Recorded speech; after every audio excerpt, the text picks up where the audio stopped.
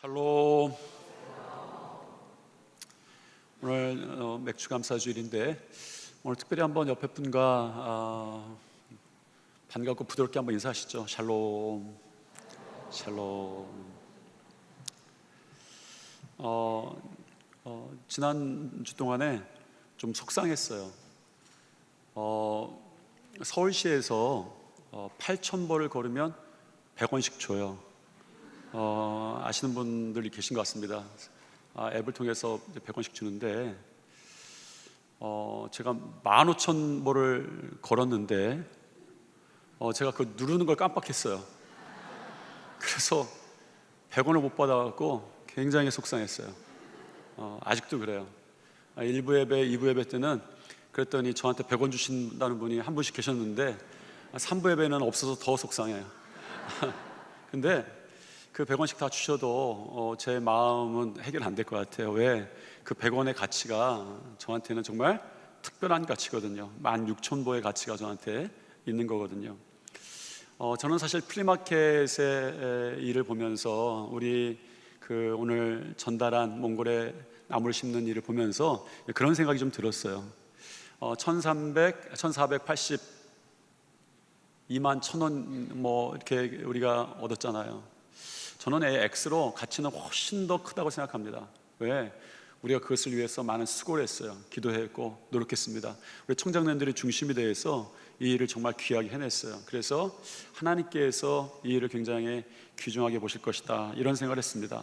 그런데 여러분들이 수고를 하셨지만 우리가 꼭 해야 될 고백이 있습니다. 하나님께서 하셨습니다 라는 고백입니다. 이 고백이 빠지면 우리의 수고는 우리의 자랑이 될 수밖에 없어요. 이 고백이 있어야 우리의 수고가 예배가 됩니다. 이 모든 일이 예배가 될 줄 믿습니다. 주 예수 나의 산 소망, 이 붙들고 온, 우리가 그동안 붙들고 온 주제인데 오늘 마지막입니다. 다음 주부터는 천국에 대해서 우리가 말씀을 나누려고 해요. 마태복음 13장에 보면 천국은 마치라고 시작하시면서 예수님께서 연속적으로 7개의 비유를 드십니다. 이 땅에 계시면서 성도들에게, 사람들에게, 무리들에게 천국 이야기를 꼭 해주고 싶으셨어요. 그래서 한 장에 7개의 천국 이야기를 하실 정도였습니다. 그것을 보면서 이 시대 우리도 천국에 대한 이야기를 좀 봐야겠다, 이런 것이 이 말씀을 준비할 때, 작년에 계획할 때 이런 마음이 있었습니다. 그래서 다음 주부터 7주 동안은 천국의 얘기를 이제 우리가 보게 될 것입니다. 오늘 우리 주 예수 나의 산 소망 이 마지막 묵상은 맥추감사절과 함께 하려고 합니다. 한 해 절반이 지났어요. 첫 열매를 감사하는 절기가 되었습니다. 감사란 절기를 맞이하면서 제 속에는, 이 말씀 가운데는 이런 질문과 함께 묵상이 됐습니다. 나에게 어떤 열매가 있었지라는 거였어요. 그런데 한 청년이 그럽니다. 감사가 어떻게, 내가 청년부에, 오늘 제가 오후에 청년부 설교를 하게 돼 있어요. 오늘 맥주감사일이라 오늘 그 말씀은 제가 나누게 됐는데 제가 생각을 못했어요. 사실은 오늘 제 계획은 우리 동행교회 가는 교회에 한 교회에 가서 같이 가는 거였어요. 그런데 제가 보니까 말씀이 있었어요. 그래서 이제 제가 동행교회는 같이 동행을 못합니다만 청년부 예배에 대한 말씀을 생각하면서 이제 고민이 됐어요. 청년들에게는 어떻게 말씀을 전할까 물어봤어요. 감사절인데 감사에 대해서 어떤 생각이 드냐 그랬더니 그 청년이 그래요. 감사라는 말이 어떤 열매가 있습니다 이렇게 들리지 않고 자기에게는 그렇게 들린대요. 나 지금 잘하고 있어? 지금 잘하고 있는 거 맞아? 이런 질문으로 들린다는 거예요. 그 질문이 저에게 도전이 됐습니다. 그렇지. 그런 질문이 있을 수 있겠다. 아마 이 질문을 한 번도 해보지 않은 분들은 이 청년뿐만 아니라 어른들도 한 분도 없을 거예요. 다 한 번쯤은 생각해 봤을 것입니다. 나 지금 잘하는 거 맞아? 나 지금 제대로 하는 거 맞아? 나 지금 그 길이 맞아? 여러분, 내 선택이 맞는 걸까? 내 노력이 맞는 걸까? 우리가 열매가 어떤 것인가 계수하기 전에 우리가 아직 통과하지 않은 질문인 거예요. 그것이 될까? 그 열매가 맺힐 수 있을까? 라는 두려움이 우리에게 있는 것이죠. 여러분에게 반드시 풍성한 열매가 맺히기를 축복합니다. 그런데 여러분이 그런 열매를 맺기 위해서 여러분에게 다른 질문을 드려야 합니다. 오늘 여러분들은 하셔야 되는 다른 질문을 만나게 될 거예요. 중고등학교 아이들이 이제 저한테 와서 그럽니다. 목사님, 세상에서 제일 맛있는 라면이 뭔지 아세요? 여러분, 세상에서 제일 맛있는 라면이 뭔지 아십니까? 저는 유명한 라면 이름이 나올 줄 알았어요. 저 개인적으로는 너구리 좋아합니다. 그렇다고 여러분 너구리를 또 소포로 보내진 마세요. 좋아하긴 하지만 1년에 몇 번 라면 몇 번 안 먹습니다. 여러분, 그런데 아이들이 그래요. 한강라면이요. 한강라면이 제일 맛있대요. 왜냐고 물었습니다. 아이들이 이렇게 대답하는 거예요. 목사님, 그건 실패할 수가 없습니다. 들어보니까 맞는 말인 것 같아요. 물을 얼마큼 넣어야 맛있게 끓이는지, 몇 분 끓여야 맛있게 끓이는지 전문가들이 수많은 시행착오 끝에 가장 좋은 공식으로, 방식으로 만들어 놓은 거예요. 말 그대로 공식입니다. 그 공식대로 끓여서 나오게 만든 기계가 이 한강라면인 거예요. 여러분, 드셔보세요. 정말 맛있습니다. 여러분, 그 한강라면 어디 가면 먹을 수 있어요? 우리 지하 식당 가면 먹을 수 있습니다. 우리 교회 식당에 그 기계가 있어요. 다만 주의사항이 있습니다. 그 기계가 한 대밖에 없으니까 여러분 주의하셔야 돼요. 한꺼번에 몰리진 마시고, 드실 때 라면 먹을 때 금기사항 아시죠? 한 입만 그러는 것도 금기입니다. 그럼 굉장히 먹는 사람 마음에 상해요. 여러분, 농사가 그렇습니다. 열심히 한다고 반드시 열매가 생기는 것은 아닙니다. 땀을 많이 흘렸지만 실패하기도 해요. 그런데 오늘 예수님께서는 반드시 열매 맺는 법에 대해서 말씀해 주십니다. 우리 삶에 열매 맺는, 반드시 열매 맺는 공식이에요. 이 공식은 이루어질 수밖에 없습니다. 왜? 예수님께서 그렇다고 이미 확정해서 말씀해 주셨어요. 이렇게 하면 열매 맺을 수도 있고 안 맺을 수도 있다. 이렇게 하면 열매가 90% 맺는다라는 것이 아니라, 이렇게 하면 반드시 열매를 맺는데 그냥 조금 열매를 맺는 것이 아니라 많은 열매를 맺는다라고 말씀하셨어요. 5절입니다. 같이 한번 읽겠습니다. 나는 포도나무요 너희는 가지라.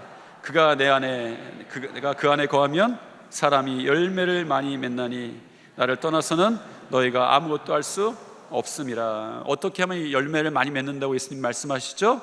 그가 내 안에, 내가 그 안에 거하면 열매를 맺어요. 열매도 얼마큼 맺습니까? 많이 맺는다라고 주님이 말씀하셨어요. 여러분, 맺고 싶은 열매, 여러분의 인생 가운데 맺고 싶은 열매, 혹은 이 1년 동안에 이런 열매는 좀 맺혔으면 좋겠는데 라는 소망의 열매들 한번 머릿속에 한번 떠올려 보세요. 지금 한번 떠올려 보세요. 나는 이 열매를 꼭 얻고 싶어 라는 거 지금 한번 떠올려 보십시오. 그 열매들이 반드시 열매 맺을 줄 믿습니다. 언제? 따라해 보세요. 그가 내 안에, 그가 내 안에, 내가 그 안에 거하면. 이게 공식이에요. 예수님 말씀하시는 거예요. 그런데 이제 우리가 해야 될 질문은 이제부터 시작합니다. 그러면 거한다는 게 뭘까라는 거예요. 4절에 보면 예수님께서 이렇게 말씀하십니다. 읽겠습니다. 내 안에 거하라. 나도 너희 안에 거하리라. 가지가 포도나무에 붙어있지 아니하면 스스로 열매를 맺을 수 없음 같이 너도 내 안에 있지 아니하면 그러하리라. 예수님이 내 안에 거하라 말씀하시면서 나에게 붙어있지 아니하면 이렇게 말씀하세요. 그러니 예수님의 말씀을 보면 예수님 안에 거하는 것이 붙어있는 것이다 라고 우리가 말할 수도 있습니다. 예수님께서 이 본문 말씀을 하셨던 배경이 있습니다. 요한복음 13장부터 17장까지는 예수님의 고별 설교다, 마지막 설교다, 떠나기 전에 마지막 하신 설교다, 그렇게 알려져 있습니다.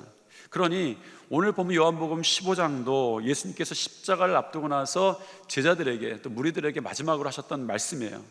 제자들은 이 상황에서 이 말씀을 들으면서 분명히는 모르지만 불안해졌습니다. 주님이 떠나시면 우리 어떡하지? 그만큼 연약했어요.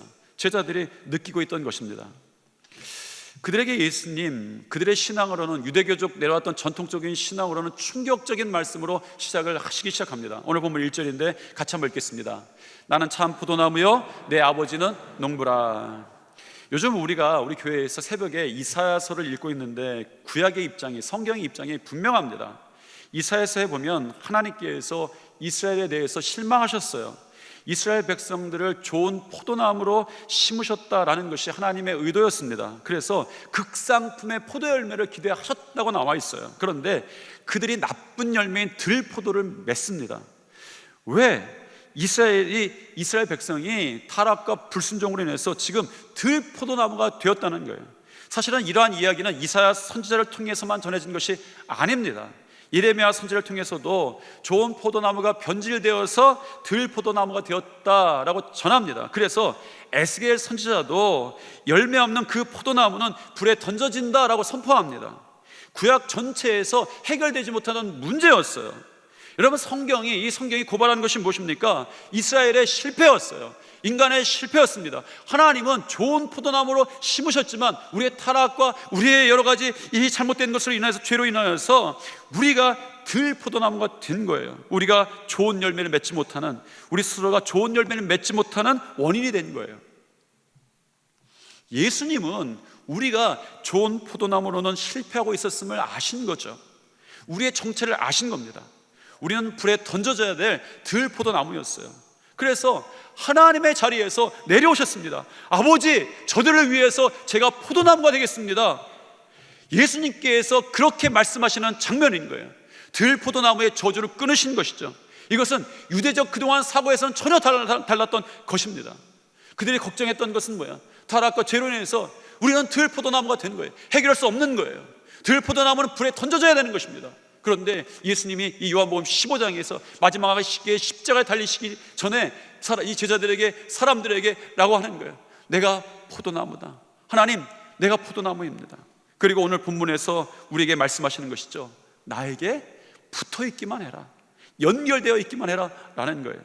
4절입니다. 다시 한번 읽겠습니다. 내 안에 거하라, 나도 너희 안에 거하리라. 가지가 포도나무에 붙어있지 아니하면 스스로 열매를 맺을 수 없음 같이 너희도 내 안에 있지 아니하면 그러하리라 라는 거예요. 여러분, 우리의 실패, 인간의 실패가 어디에 있습니까? 우리는 가지가 되려고 하지 않습니다. 우리는 자꾸 포도나무가 되려고 하고 있어요. 내가 버텨야 하고, 내가 해결해야 하고, 내가 가정을 살려야 하고, 내가 교회를 세워야 하고, 내가 아이들을 잘 키워야 하고, 내가 믿음을 지켜야 한다고 생각합니다. 그러다 지치죠. 우리가 사랑하려고 노력하는 것도 중요합니다. 용서하려고 애쓰는 것도 중요합니다. 기도하려고 힘쓰는 것도 중요해요. 열매 맺으려고 힘쓰는 것도 중요합니다. 그러나 더 근본적인 것이 무엇이라고 성경은 말합니까? 내 안에 예수 그리스도의 포도나무의 생명이 흐르고 있는가라는 거예요. 우리 인생의 가장 큰 문제는 사실은 능력이 부족한 것이 아닙니다. 시간이 부족한 것도 아닙니다. 환경이 나쁜 것도 아닌 거예요. 예수님으로부터 멀어지는 거죠.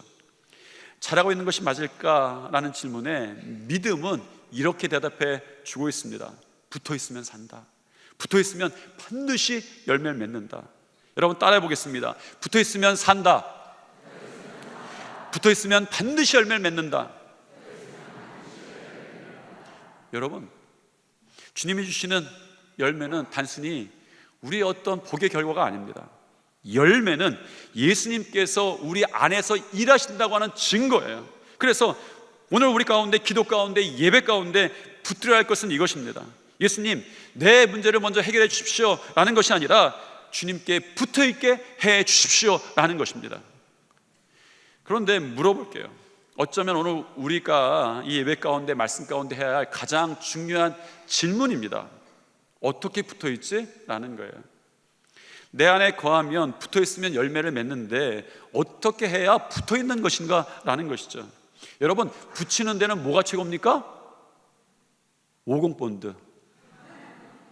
제가 아내에게 그랬더니 아내가 실망을 많이 해요. 혼났습니다. 언제적 50본드냐고, 성도들 알지도 못할 거라고, 실없는 얘기할 거냐고. 그런데 제 마음이 그런 거예요.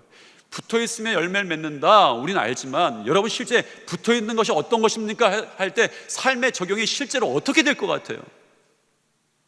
여러분, 제 마음에 간절한 겁니다. 거한다는 게 실제로 뭘까라는 거예요. 왜? 저도 열매 맺고 싶은 거예요. 우리 성도들에게 진짜 열매 맺는 것에 대해서 말씀을 같이 나누고 싶은 거예요. 이 감사절에 정말 우리가 기쁨 가운데 이러면 열매 맺지 확신에 차서 돌아가고 그 열매를 바라보기를 소망하는 겁니다. 그러면 다시 한번 물을게요. 여러분, 어떻게 하면 예수님께 딱 붙어 있을 수 있습니까? 예배하는 삶, 기도, 헌신하는 삶, 맞죠? 그런 것들 예수님께 붙어 있는 거예요. 그렇게 예수님과 연결되는 일들입니다. 그런데 예수님께서는 어떻게 하나님과 연결되고 열매 맺는지 여러 번 직접 보여주시는 한 가지가 더 있으셨어요. 그것은 감사였습니다. 고난 앞에서, 어려움 앞에서, 부딪힌 불가능의 벽 앞에서 예수님께서 무엇을 하셨습니까? 감사하셨어요. 예수님은 감사를 통해서 하나님 안에 거하셨습니다. 하나님과 연결되셨어요. 어느 날 광야에 음식이 없었습니다. 오병이어의 사건 이야기입니다. 요즘에 오병이어에 대한 이야기를 계속 언급을 했어요. 다만 드러난 것은 그 광야에 빵 5덩어리와 물고기 2마리가 있었습니다. 광야, 어떤 식사를 하거나 먹거나 채우기는 불가능한 벽이 광야에는 이미 세워져 있었습니다. 우리는 절대 못 먹어 라고 하는 것이 광야였어요. 예수님의 사역 잘하고 계셨는가? 아니죠. 광야로 가신 것은 예수님의 사역 작전의 계획의 실패였어요. 제자들은 이미 알고 있었습니다. 제자들이 나중에 한 이야기를 보면, 제자들, 예수님 그 사역, 이 말씀은 잘 전하실 텐데 결국은 미안함으로 실패로 끝날 때가 광야입니다 라는 투의 유가 이 고백이 됩니다. 제자들의 생각이 그렇다는 게 보여져요. 그런데 예수님이 뭐라고 하셨습니까? 예수께서 떡을 가져 축사하신 후에, 여러분 이 떡을 가져 축사하시다는 말을 문자적으로 그대로 번역하면 감사하신 후에입니다. 축사라는 말이 감사예요. 예수님께서 떡을 가져 감사하신 후에, 예수님은 이 문제를 예수님 자신이 직접 해결하지 않으셨습니다. 하나님 안에 거하시기로 하셨어요. 하나님 앞에 가지고 나왔습니다. 그것이 기도였고, 기도로 하나님과 연결되었고, 그 기도의 내용이 감사였어요. 놀라운 기적이 일어나죠. 열매가 불가능한 이 광야였지만 반드시 열매 맺었던 풍성한 열매가 있었다라고 성경은 전하는 것이 오병이어 사건입니다. 예수님의 능력이 아니었어요. 하나님에 연결됐습니다. 하나님 안에 거하셨어요. 하나님께 감사하셨습니다. 우리가 이것을 통해서 한 가지를 보게 되죠. 고난 앞에서, 광야에서 하나님 안에 거하는 방식이 감사였다라는 것입니다. 예수님은 다른 곳에서 죽음의 절망 앞에서도 똑같이 하셨습니다. 예수님은 나사로의 죽음 앞에 슬퍼하는 사람들 가운데서 같이 슬퍼하시지만은 않으셨어요. 하나님 안에 거하시기로 하셨습니다. 예수님은 무덤 앞에서 이렇게 하나님께 기도하며 나아갔죠. 아버지여, 내 말을 들으신 것을 감사합니다. 예수님의 감사는 이미 일어났던 일에 대한 감사가 아니었습니다. 나사로는 죽어 있었지만 하나님께 감사했어요. 하나님의 능력 안에 거하는 일이었기 때문입니다. 감사하니 죽음의 절망이 물러나고 살아났다라고 성경은 전하는 거예요. 최후의 만찬 때의 일입니다. 십자가를 앞두고 있었죠. 인간적으로 보면 가장 두려운 시간이 예수님께 다가오고 있었어요. 가장 절망의 시간이 예수님께 다가오고 있었습니다. 그러나 예수님은 절망 대신에 하나님 안에 거하기로 작정하셨습니다. 그래서 이렇게 하셨어요. 기도 가운데 감사하셨습니다. 또 잔을 가시사 감사 기도하시고 라는 거예요. 저는 이 말씀을 준비하면서 묵상하면서 이런 생각이 들었어요. 우리 성도들에게 이렇게 말씀을 좀 전하고 싶다. 감사가 어마어마한 무기다라는 거예요. 이것이 가능합니다. 왜?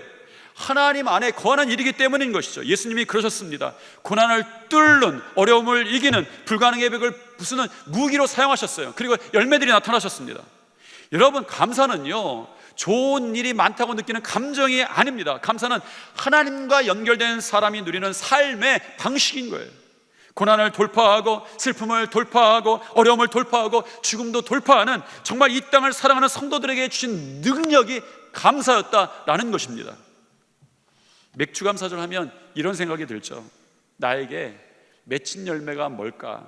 무엇을 감사해야 할까?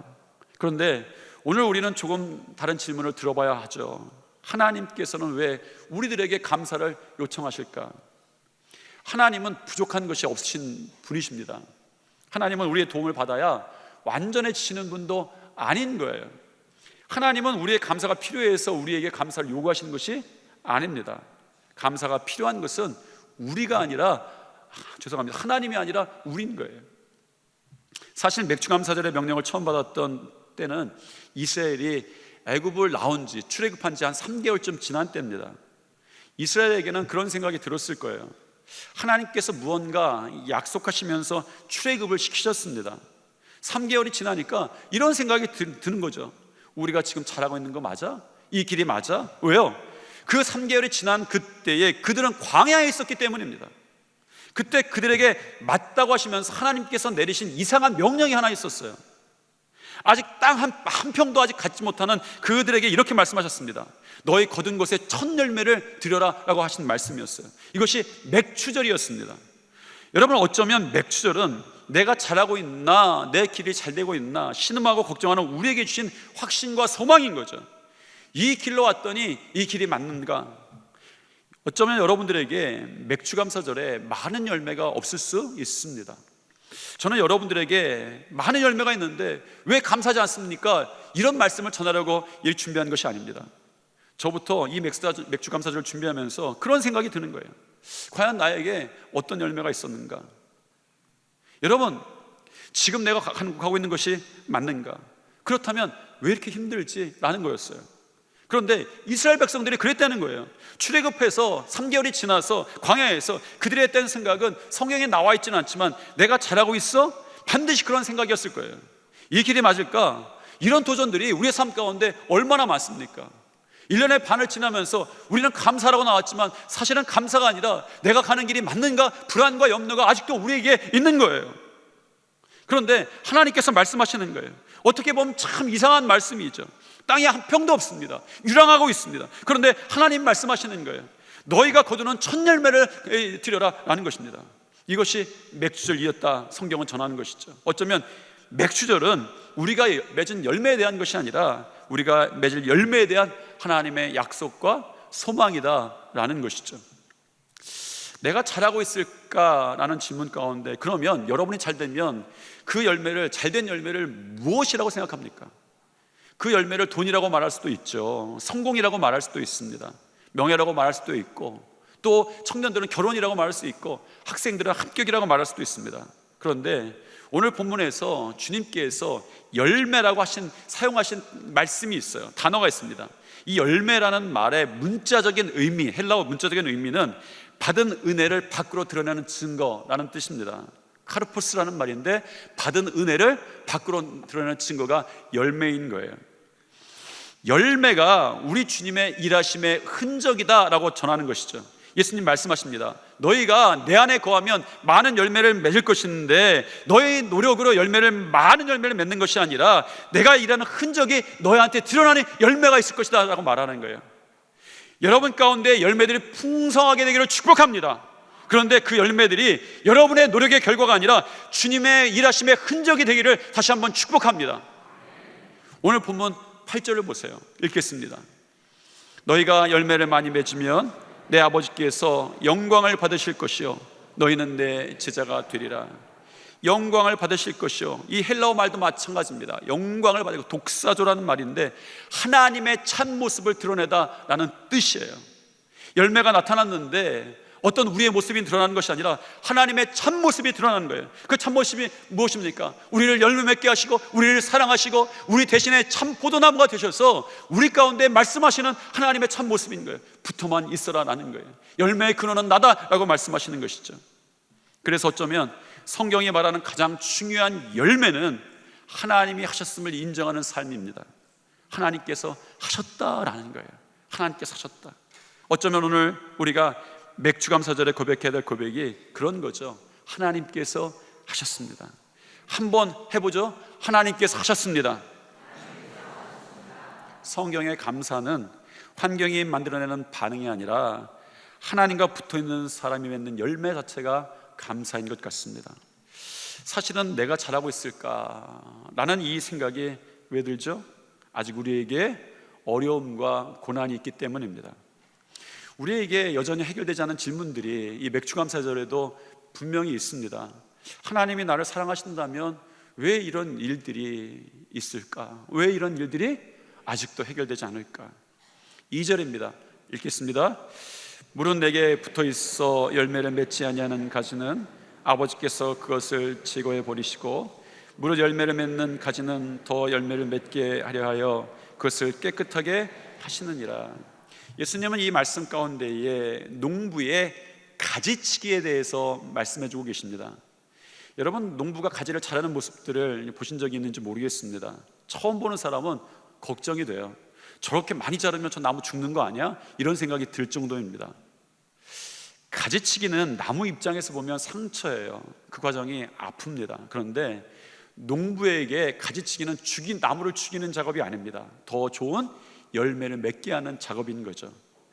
때로 우리는 너무 많은 것들을 붙잡고 살아갑니다. 내 자존심, 내 욕심, 내 인정받고 싶은 마음, 내가 내려놓지 못하는 상처들. 왜 하나님께서 우리 삶에 가지치기 하시는가? 하나님은 때때로 이렇게 응답하시죠. 내가 더하기 전에 먼저 덜어내겠다라는 것입니다. 우리가 붙잡고 있던 것들을 놓게 하시고, 우리가 의지하던 것들을 내려놓게 하시고, 우리가 자랑하는 것들을 낮추십니다. 왜냐하면 하나님께서 우리의 인생에 열매를 맺게 하기 위해서 가지를 치고 계셨다라는 것입니다. 혹시 올해의 절반을 지나오면서 여러분에게도 내가 지금 잘하고 있는 건 맞아? 라는 질문이 있습니까? 아직 해결되지 않은 기도의 제목들이 있습니까? 앞날이 불안하고 염려가 되고 걱정이 됩니까? 아직 열매가 없는 것 같습니까? 오늘 예수님께서 우리들에게 이렇게 말씀하세요. 내 안에 거하라. 붙어있으면 삽니다. 붙어있으면 변합니다. 붙어있으면 회복됩니다. 붙어있으면 열매를 맺습니다. 분명합니다. 그 안에 거하는 능력, 붙어있는 능력이 감사입니다. 그러므로 감사는 우리 주님께서 우리 안에 일하시는, 우리 주님께서 우리의 삶에 일하시는 흔적인 줄 믿습니다. 감사는 하나님을 위한 것이 아니라 사실은 우리를 위한 것이죠.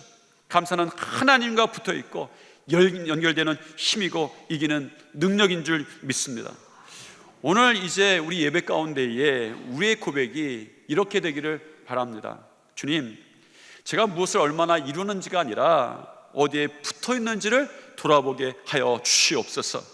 주님, 제 삶에서 잘라내야 될 것들은 잘라내시고 주님이 원하시는 열매들이, 주님의 흔적들이 내 삶에 나타나게 도와주시옵소서. 그리고 그 열매들을 통해서 하나님의 참모습이 드러나게 도와주시옵소서. 우리의 참 소망은 주님께서 포도나무가 되셨기 때문에 소망의 근원이 생긴 거예요. 이런 주님께서 들포도주의 저주를 끊으셨기 때문에 우리에게 소망이 있습니다. 열매를 맺을 수 있는 놀라운 소망도 있는 것이죠. 참 포도나무 되시는 우리 예수 그리스도 안에 거하면서 감사의 열매를 풍성하게 맺는 우리 모든 성도들이 되시기를 축복합니다. 한번 이렇게 옆에 분과 인사하겠습니다. 하나님이 하셨습니다. 감사가 능력입니다. 다시 한번 이렇게 인사하겠습니다. 열매는 우리 주님의 일하심의 흔적입니다. 우리 그동안 이맥주감사절까지 주 예수 나의 산 소망, 이런 주제의 말씀을 가지고 계속 말씀을 나눠왔습니다. 주님께서 우리의 산 소망이고 주님만이 우리의 산 소망이십니다. 주님께서 오늘 말씀을 통해서 전해주시죠. 나는 포도나무인데 너희는 가지인데 나에게 붙어만 있어라 라고 당부하시는 말씀입니다. 우리의 환경이, 우리의 삶이, 우리의 상태가 어떻든 주님 포도나무에 있으면 주님이 주시는 열매를 맺게 될 줄 믿습니다. 그러므로 우리에게 소망이 있습니다. 우리 다 같이 일어나셔서 그동안 우리가 외쳐왔던 주 예수 나의 산소망 다시 한번 외쳐보겠습니다. 주 예수 나의 산소망,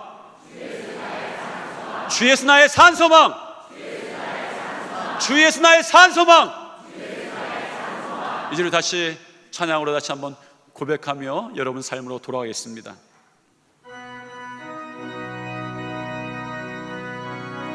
우리 산소망 되신 주님을 기억하며 우리 전심으로 찬양하며 나아가기 원합니다. 깊은 절망에 수렁 가운데 주님께 닿을 수 없던 우리 어두운 밤중에 하늘을 향해 주의 이름 나 부를 때 어둠을 뚫고 오신 주 사랑 나의 절망 거두셨네. 주님의 공로 다 이루셨네. 주 예수 나의 산 소망. 다시 고백합니다. 그 누가 주의 자비당하라 한없는 은혜 증량할까 영광을 떠나 이 땅에 오신 죄가 되신 구주 예수 주의 십자가 내게 말하네 영원히 난 용납됐네 아름다우신 왕 나는 주의 것 그리스도 나의 산소 우리 믿음으로 선포하며 고백합니다. 할렐루야 할렐루야 주를 찬양하여라 할렐루야 자유케 하셨도다 죄의 저주 끊으신 주께 구원이 또다 주 예수 나의 산 소망 언약된 아침 장사된 몸에 부활의 공은 시작됐네 유다의 사자 위엄찬 선포 사망이 무너졌도 이제 사망은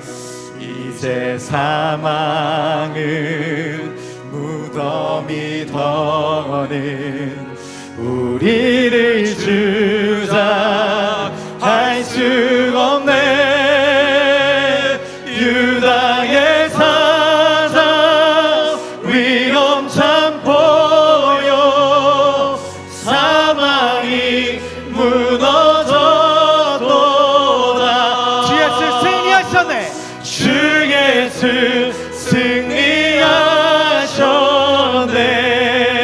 다시 한번 믿음으로 선포하며 나아갑니다. 할렐루야 할렐루야 주를 찬양하여라 할렐루야 자유케 하셨도다 죄의 저주 끊으신 주께 구원이 또다 주 예수 나의 산 소망 할렐루야 할렐루야 주를 찬양하여라 할렐루야 자유케 하셨도다 죄의 저주 끊으신 주께 구원이 또다 주 예수